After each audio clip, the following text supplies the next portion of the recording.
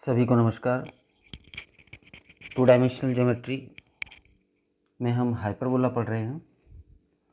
Hyperbola के कुछ examples हमने पिछले वीडियो में लिए थे और आज भी हम हाइपरबोला के एग्जांपल्स लेंगे।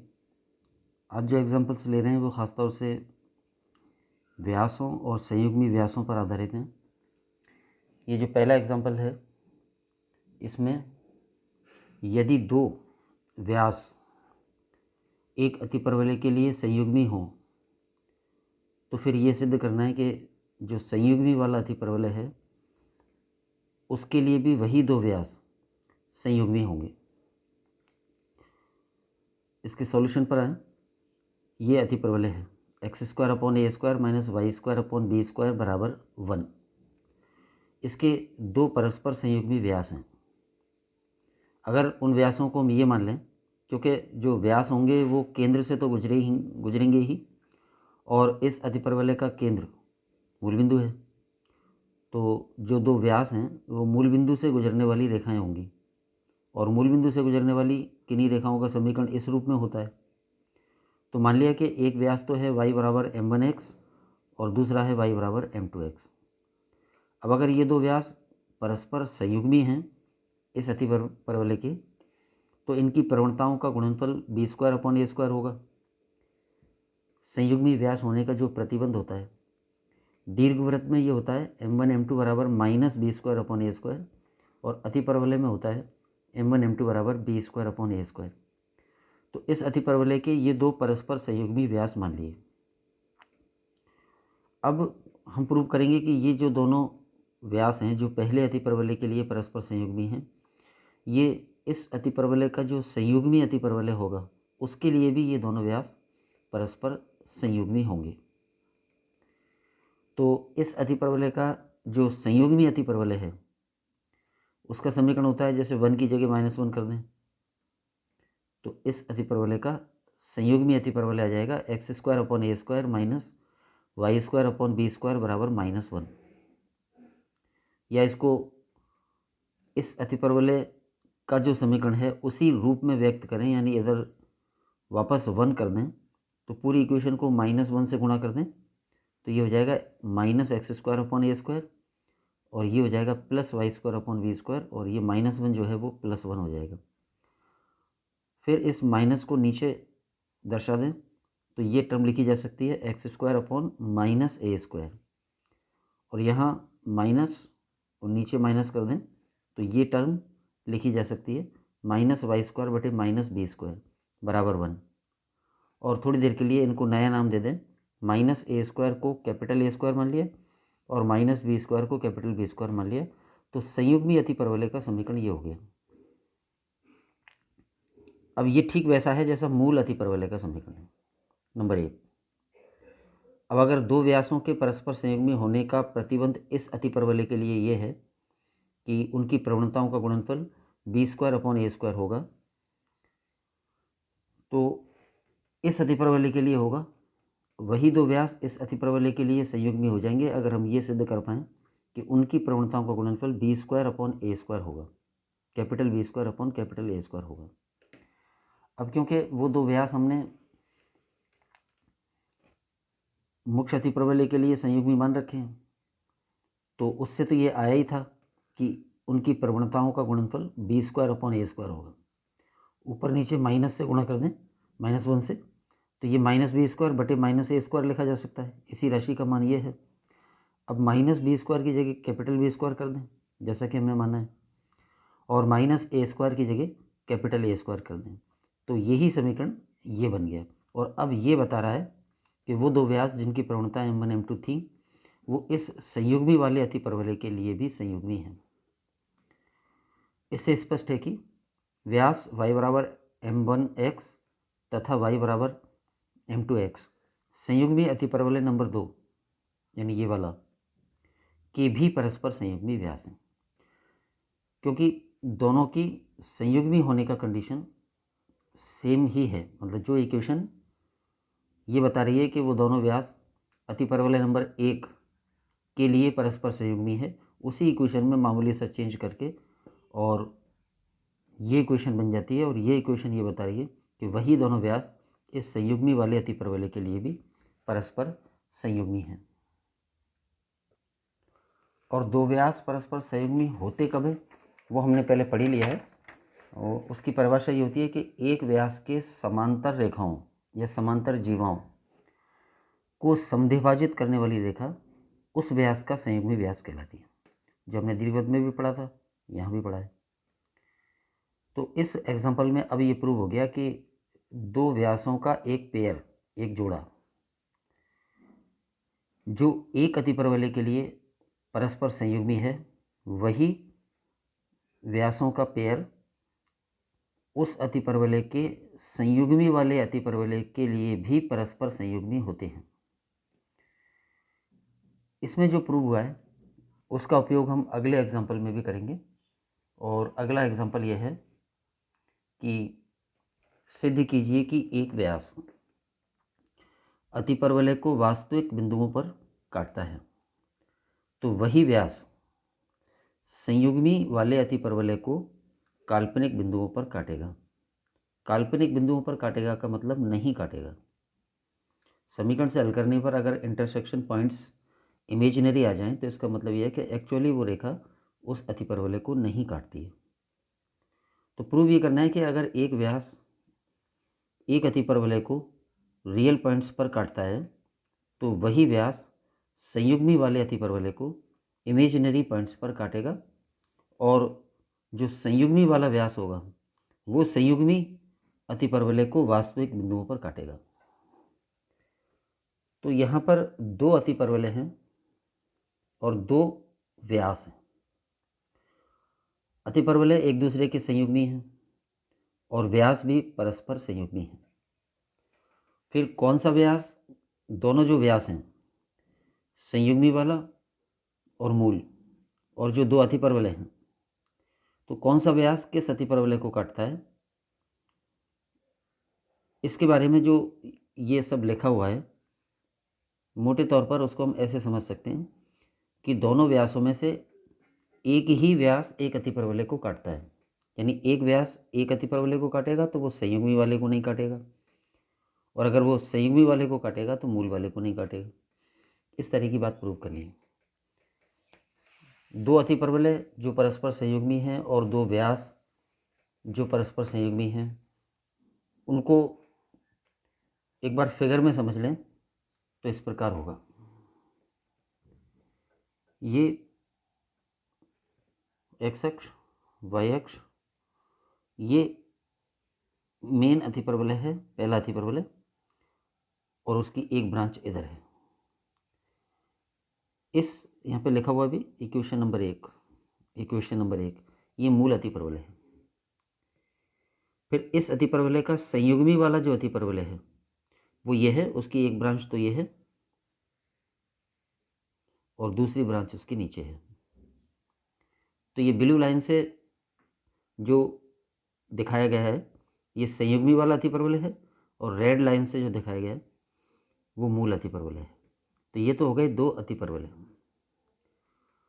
अब इस अतिपरवलय पर एक बिंदु P और एक बिंदु P इसी अतिपरवलय पर P डैश और PP डैश को मिलाने वाली रेखा मूल बिंदु से गुजरती है, यानी अतिपरवलयों के केंद्र से गुजरती है। तो ये PP डैश एक व्यास हो गया। अतिपरवलय का व्यास जो होता है वो हमेशा उसके केंद्र से गुजरने वाली रेखा होती है। तो ये केंद्र से गुजरती हुई रेखा बनाइए, तो ये अतिपरवलय का एक व्यास है, और इस व्यास का जो संयुग्मी व्यास है वो ये है DD डैश। अब जो हमें प्रूव करना है वो इस चित्र में दर्शाया गया है।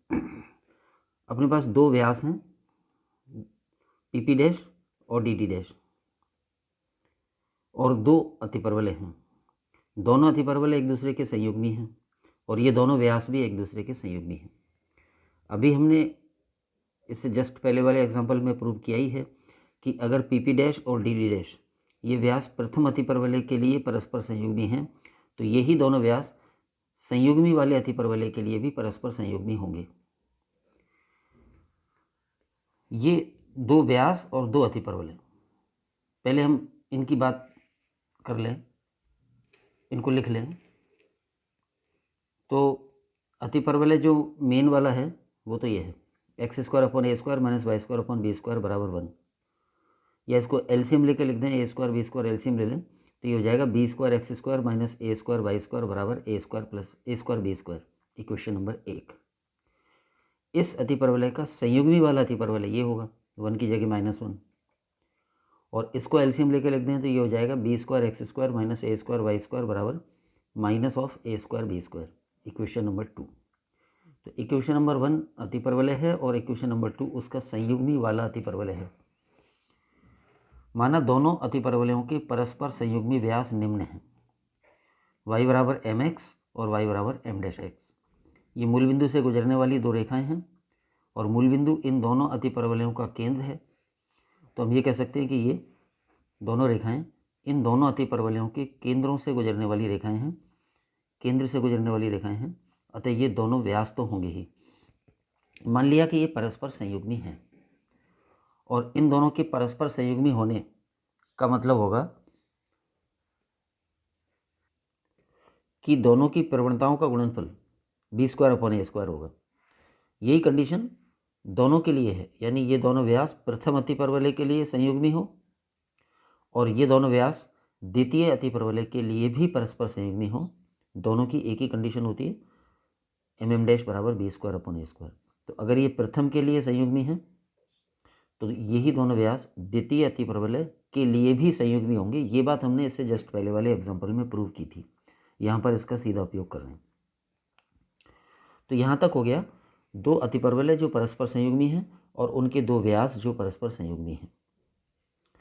अब कौन सा व्यास किस अतिपरवलय को कहाँ काटता है, कहाँ का मतलब वास्तविक बिंदुओं पर काटता है या काल्पनिक बिंदुओं पर काटता है, इसके लिए हम इनके इक्वेशंस को सॉल्व करेंगे। जैसे अगर हम जानना चाहें कि ये वाला व्यास पहले वाले अतिपरवलय को कहाँ काटता है तो इनके समीकरणों को हल करके हम प्रतिच्छेद बिंदु निकालना चाहेंगे, और प्रतिच्छेद बिंदु वास्तविक आते हैं या काल्पनिक आते हैं उससे पता लगेगा कि ये वाला व्यास इस अतिपरवलय को वास्तविक या काल्पनिक बिंदुओं पर काटता है। तो प्रतिच्छेद बिंदु निकालने के लिए एक वेरिएबल का एलिमिनेट करके दूसरे का मान निकालते हैं। तो अभी हम व्यास नंबर 3 और अतिपरवलय नंबर 1 इन दोनों को हल करके प्रतिच्छेद बिंदु ज्ञात करने का प्रयास करेंगे। तो उसके लिए y का मान यहाँ से एम एक्स यहाँ रख दें, यानी 1 और 3 से y का विलोपन करें। तो 1 और 3 से y का विलोपन करेंगे 3/1 से, तो बी स्क्वायर एक्स स्क्वायर तो अपनी जगह माइनस ए स्क्वायर अपनी जगह, और y की जगह एम एक्स रखेंगे तो वाई स्क्वायर का मान एम स्क्वायर एक्स स्क्वायर हो जाएगा और बराबर राइट हैंड साइड में ए स्क्वायर बी स्क्वायर अपनी जगह, यानी y एलिमिनेट कर दिया समीकरण 1 और 3 से। तो x में ये द्विघात समीकरण बन जाएगा, इसमें इन दोनों में से एक्स स्क्वायर कॉमन, तो बी स्क्वायर माइनस ए स्क्वायर एम स्क्वायर बराबर इंटू एक्स स्क्वायर बराबर ए स्क्वायर बी स्क्वायर। इस फैक्टर का भाग दे दें, नीचे पहुंच जाएगा और वर्गमूल ले लें तो x की वैल्यू आ जाएंगी plus minus A B upon under root this factor, यानी under root B square minus ए स्क्वायर एम स्क्वायर। ये आ गया 3 और 1 के प्रतिच्छेद बिंदुओं का x कोऑर्डिनेट। अब हम ये जानना चाहें कि ये व्यास नंबर 3 संयुग्मी वाली अतिपरवलय नंबर 2 को कहाँ काटता है, तो इसके लिए 3 और 2 को हल करें। तो 3 से y का मान एम एक्स इक्वेशन 2 में रख देंगे तो क्या आएगा 3 व 2 से ये केवल यहाँ माइनस आ जाएगा, माइनस ए स्क्वायर बी स्क्वायर, बाकी तो वही रहेगा, यानी b square x square minus ए स्क्वायर वाई स्क्वायर। तो वाई स्क्वायर का मान एम स्क्वायर एक्स स्क्वायर हो जाएगा 3 से और बराबर माइनस ए स्क्वायर बी स्क्वायर। माइनस से मल्टीप्लाई कर दो पूरी इक्वेशन को, जिससे कि माइनस इधर से इधर आ जाए, तो माइनस से मल्टीप्लाई कर देंगे तो ये प्लस हो जाएगा ए स्क्वायर एम स्क्वायर और ये माइनस बी स्क्वायर और एक्स स्क्वायर कॉमन ले लिया बराबर ए स्क्वायर बी स्क्वायर। इस फैक्टर का भाग दे दें और वर्गमूल ले लें तो x की वैल्यू आ जाती है ये plus minus A B upon under root A square M square minus B square. तो व्यास नंबर 3 दोनों अतिपरवलयों को किन बिंदुओं पर काटता है? प्रथम अतिपरवलय नंबर 1 को तो इन बिंदुओं पर काटता है, ये उन बिंदुओं के x कोऑर्डिनेट है केवल, और व्यास नंबर 3 ही द्वितीय अतिपरवलय को जिन बिंदुओं पर काटता है उनके x कोऑर्डिनेट्स ये हो जाएंगे। अब इन दोनों एक्स कोऑर्डिनेट्स में हम देखें तो ए बी ऊपर सेम है, रूट के अंदर इसमें बी स्क्वायर माइनस ए स्क्वायर एम स्क्वायर है और इसमें a square M square minus B square है, और वो इस माइनस की वजह से फ़र्क आया। इसके बाद जो दूसरा वाला व्यास है संयुग्मी वाला नंबर 4, वो इन दोनों अतिपरवलयों को कहाँ काटता है, उसके लिए सिमिलरली इस इक्वेशन को और इस इक्वेशन को हल कर लेंगे। तो अब जैसे 4 और 1, समीकरण 4 और समीकरण 1 को हल करें तो समीकरण 4 से y का मान m डैश x समीकरण 1 में रख देंगे और सॉल्व कर लेंगे। तो 4y1 से x का मान क्या आएगा, तो जैसे 3y1 से क्या आया था और अब 4 और 1 से निकल रहे हैं, तो फ़र्क केवल ये है कि यहाँ m था, यहाँ m डैश है। तो जैसे यहाँ 3y1 से आया था, ये ऐसा ही आएगा, केवल m की जगह m डैश आ जाएगा। x का मान आ जाएगा plus minus A B upon under root B square minus A square M dash square, m के स्थान पर m डैश आ जाएगा। m डैश का मान रख दें, क्योंकि m डैश बराबर बी स्क्वायर अपॉन ए स्क्वायर है, तो m डैश की वैल्यू हो जाएगी बी स्क्वायर अपॉन ए स्क्वायर m नीचे आ जाएगा। तो ये टर्म हो गई A B upon under root B square minus A square, और m डैश स्क्वायर का मान हो जाएगा b की पावर 4 अपॉन a की पावर 4 इंटू एम स्क्वायर। यहाँ से m डैश का मान रख दिया, m को नीचे ले लिया, तो m डैश का मान आ गया बी स्क्वायर अपॉन ए स्क्वायर m, और स्क्वायर कर देंगे तो m डैश स्क्वायर का मान आ जाएगा b की पावर 4 बटे a की पावर 4 इंटू एम स्क्वायर। तो m डैश स्क्वायर का मान m के पदों में ये रख दिया, इसको ये यहाँ कारण भी लिख दिया है। इक्वेशन नंबर 5 से m डैश का मान बी स्क्वायर अपॉन ए स्क्वायर m है। इसको और सरल कर लेंगे, तो इसमें एक ए स्क्वायर बटे ए की पावर 4, एक ए की 2 पावर कैंसिल हो जाएंगी, तो ये टर्म हो जाएगी बी की पावर 4 बटे ए स्क्वायर एम स्क्वायर, और फिर ए स्क्वायर एम स्क्वायर एलसीएम ले लेंगे, तो ये टर्म बन जाएगी ए बी तो एज इट इज ऊपर, नीचे ए स्क्वायर एलसीएम लिया है तो ए स्क्वायर एम स्क्वायर और इंटू बी स्क्वायर वहाँ था ही, और माइनस बी की पावर 4 अपॉन जो एलसीएम आया था ए की पावर 4 एम स्क्वायर, वो लेकर और उसमें से थ्रू आउट, या ये कहो कि ये जो ए की पावर 4 था वो हमने ए स्क्वायर तो बना ही लिया था, इस ए स्क्वायर से ए की पावर 4 कैंसिल हो गया, नीचे ए स्क्वायर हो गया, तो ए स्क्वायर एम स्क्वायर एलसीएम लिया है, तो बटे में तो ए स्क्वायर एम स्क्वायर आ जाएगा और ए स्क्वायर एम स्क्वायर इधर बी से गुना होगा, और इधर केवल माइनस बी की पावर 4 बचेगा। तो ये एलसीएम लेके सरल कर लिया, और सरल कर लें, ये ए स्क्वायर रूट से बाहर आके ए हो जाएगा और ऊपर पहुंच जाएगा, तो ऊपर ए स्क्वायर हो जाएगा, ये एम स्क्वायर भी रूट से बाहर आएगा और ऊपर पहुंच जाएगा, तो ऊपर जाके ये एम हो जाएगा, एम स्क्वायर नहीं एम। फिर अंदर क्या बचा, नीचे बच रहा है ए स्क्वायर एम स्क्वायर, और ये बी की पावर 4 है, ये बी स्क्वायर रह जाएगा, बी स्क्वायर दोनों में से कॉमन ले लिया, ये बी स्क्वायर बी की पावर 4, तो इसमें से बी स्क्वायर कॉमन आएगा, रूट से बाहर आके बी हो जाएगा, उस बी से ऊपर वाला बी कैंसिल कर दिया, तो ये सरल करके ये m की सिंगल पावर ही है, ये आ गया x का मान, ये 4 और 1 से आ गया। इसी प्रकार 4 और 2 से, समीकरण 4 संयुग्मी वाला व्यास है y बराबर m डैश x, और समीकरण 2 संयुग्मी वाला अतिपरवलय है, तो y का मान जैसे हमने अभी 4 से 1 में रखा था, उसी तरह से 4 से 3 में रखें, 2 में रखें, तो केवल m के स्थान पर m डैश आएगा, वो फ़र्क आएगा। तो 4 व 2 से जब ऐसे ही हल करेंगे तो ये आ जाएगा, ये अब डायरेक्ट लिख दिया हल करके, जैसे 3 व 2 से आया था उसी तरह से 4 व 2 से आ जाएगा हल करके। उसमें ये करेंगे कि 4 से y का मान m डैश x समीकरण 2 में रख देंगे, और फिर बाद में m डैश की जगह यहाँ से मान रख देंगे बी स्क्वायर बटे ए स्क्वायर m, तो m रूप में आ जाएगा सरल करके। अब हमने क्या क्या ज्ञात कर लिया है, 2 हमारे पास व्यास थे और 2 अतिपरवलय थे, ये दोनों व्यास एक दूसरे के संयुग्मी और ये दोनों अतिपरवलय एक दूसरे के संयुग्मी। 3 और 1 के प्रतिच्छेद बिंदु आ गए, 3 व 1 को हल किया, उनके एक्स कोऑर्डिनेट ही आए, केवल y की जरूरत ही नहीं है, वास्तविक होंगे या काल्पनिक होंगे या एक्स कोऑर्डिनेट से पता लग जाएगा। 3 और 2 को हल कर लिया, फिर 4 और 1 को हल कर लिया, और 4 और 2 को हल कर लिया। यानी कोई सा भी व्यास और कोई सा भी अतिपरवलय उनके प्रतिच्छेद बिंदुओं के एक्स कोऑर्डिनेट्स हमने ज्ञात करके रख लिए, और वो आ गए इक्वेशन नंबर 6, 7, 8 और 9 में। ये तो केवल हमने सॉल्व करके देखा है। अभी हमने ये नहीं देखा है कि ये जो प्रतिच्छेद बिंदु के एक्स कोऑर्डिनेट्स आ रहे हैं ये वास्तविक हैं या काल्पनिक हैं। ये डिपेंड करेगा इस बात पर कि रूट के अंदर का जो पद है वो पॉजिटिव है या नेगेटिव है।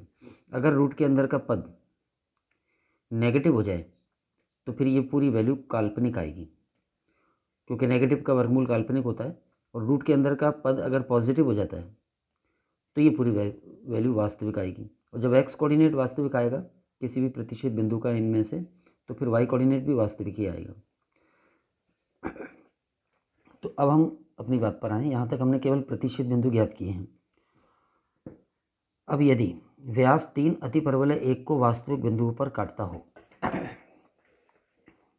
व्यास नंबर 3 अतिपरवलय नंबर 1 को वास्तविक बिंदुओं पर काटे मान लो, तो 3 और 1 के जो प्रतिच्छेद बिंदु आए थे ये वास्तविक होंगे, और ये वास्तविक तभी होंगे जब, या ये कहो कि ये वास्तविक होंगे, इससे ये पता लग गया कि रूट के अंदर का पद पॉजिटिव है। तो व्यास 3 अतिपरवलय 1 को वास्तविक बिंदुओं पर काटता हो तो ये रूट के अंदर का पद पॉजिटिव होगा, और जब ये पद पॉजिटिव होगा तो ये नेगेटिव हो जाएगा। इसको माइनस से गुणा कर दो, ये और ये एक दूसरे के विपरीत हैं। अगर ये पॉजिटिव होगा तो ये नेगेटिव होगा, और अगर ये नेगेटिव होगा तो फिर समीकरण 7 में इसका उपयोग करें। अगर हम ये मानें कि अतिपरवलय नंबर 3 और व्यास नंबर 1 के जो प्रतिच्छेद बिंदु हैं वो वास्तविक हैं, अगर हम ऐसा मानें, अर्थात ये वास्तविक हैं और ये वास्तविक हैं, तो रूट के अंदर का ये पद पॉजिटिव होगा, और अगर ये पॉजिटिव है तो फिर ये नेगेटिव होगा, और ये नेगेटिव है तो फिर ये वैल्यू काल्पनिक होगी, और ये वैल्यू काल्पनिक होगी का मतलब व्यास नंबर 3 और अतिपरवलय नंबर 2 के प्रतिच्छेद बिंदु काल्पनिक हैं। इसका मतलब व्यास नंबर 3 अतिपरवलय 2 को फिर काल्पनिक बिंदुओं पर काटेगा। और ये कब आया? जब हमने मान लिया कि व्यास नंबर 3 अतिपरवलय नंबर 1 को वास्तविक बिंदुओं पर काटता है। बहुत सिंपल सी बात है। इसमें रूट के अंदर का जो पद है और इसमें रूट के अंदर का जो पद है वो इस प्रकार के हैं कि अगर ये पॉजिटिव होगा तो ये नेगेटिव होगा, और अगर ये नेगेटिव होगा तो ये पॉजिटिव होगा। तो अगर हम ये माने कि व्यास नंबर 3 अतिपरवलय नंबर 1 को वास्तविक बिंदुओं पर काटता है तो ये वास्तविक होंगे, तो फिर ये काल्पनिक हो जाएंगे। तो अब यदि व्यास नंबर 3 अतिपरवलय नंबर 1 को वास्तविक बिंदुओं पर काटता है तो ये पॉजिटिव होगा, और इसके पॉजिटिव होने से ये नेगेटिव होगा, और इसके नेगेटिव होने से जो समीकरण 7 से प्राप्त एक्स के मान है वो काल्पनिक हो जाएंगे। और समीकरण 7 हमने हल किया था व्यास नंबर 3 और अतिपरवलय नंबर 2 को।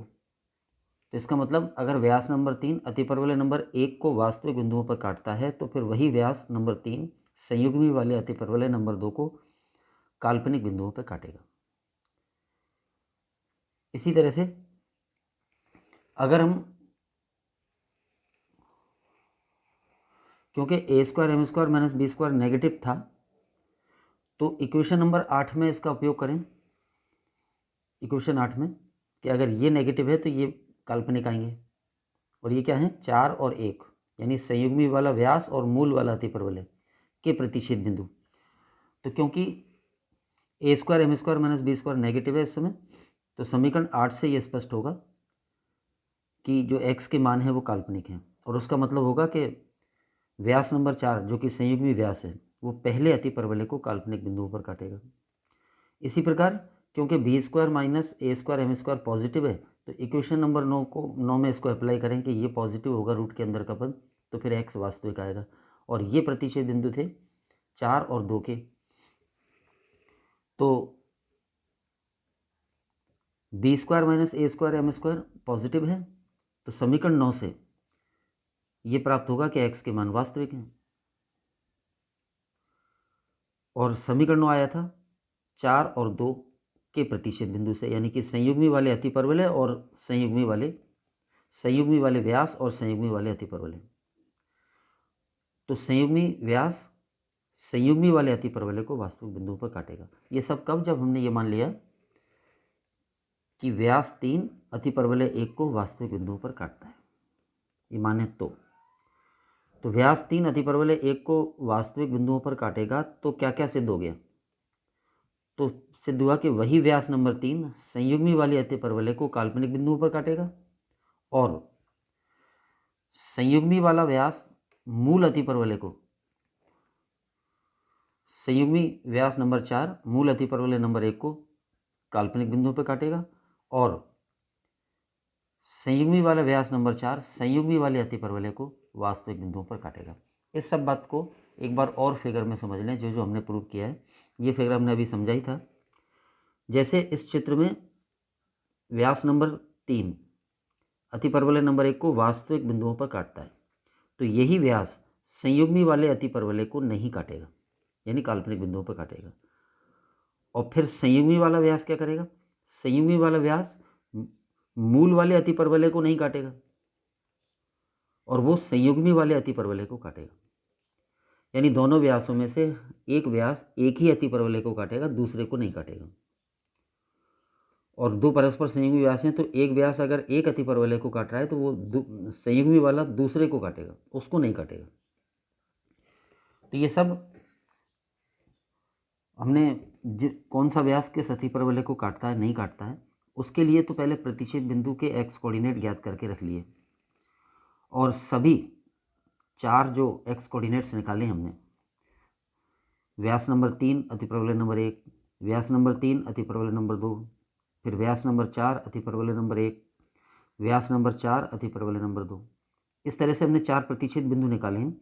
सभी में एक रूट आ रहा है और किसी में तो रूट के अंदर a square M square minus B square आया है और किसी में बी स्क्वायर माइनस ए स्क्वायर एम स्क्वायर आया है। इन दोनों पदों में से एक पद पॉजिटिव एक पद नेगेटिव होगा। जब पॉजिटिव होगा तो वास्तविक बिंदु आएंगे, जब नेगेटिव होगा तो काल्पनिक बिंदु आएंगे। तो चारों प्रतिच्छेद बिंदु सामने रखकर हम निष्कर्ष निकाल सकते हैं कि कौन सा व्यास और कौन से अतिपरवलय के प्रतिच्छेद बिंदु वास्तविक आने पर किसके काल्पनिक आएंगे। तो इस तरह से जो हमारा स्टेटमेंट था क्वेश्चन का वो सिद्ध हो गया और वो ये था कि एक व्यास एक अतिपरवलय को वास्तविक बिंदु पर काटे तो वही व्यास दूसरे वाले अतिपरवलय को काल्पनिक पर काटेगा और फिर जो दूसरा वाला व्यास है संयुग्मी, वो दूसरे वाले अतिपरवलय को वास्तविक बिंदुओं पर काटेगा। तो ये व्यासों से संबंधित क्वेश्चन थे। आज इस वीडियो में इतना ही। Thanks to all. जय हिंद।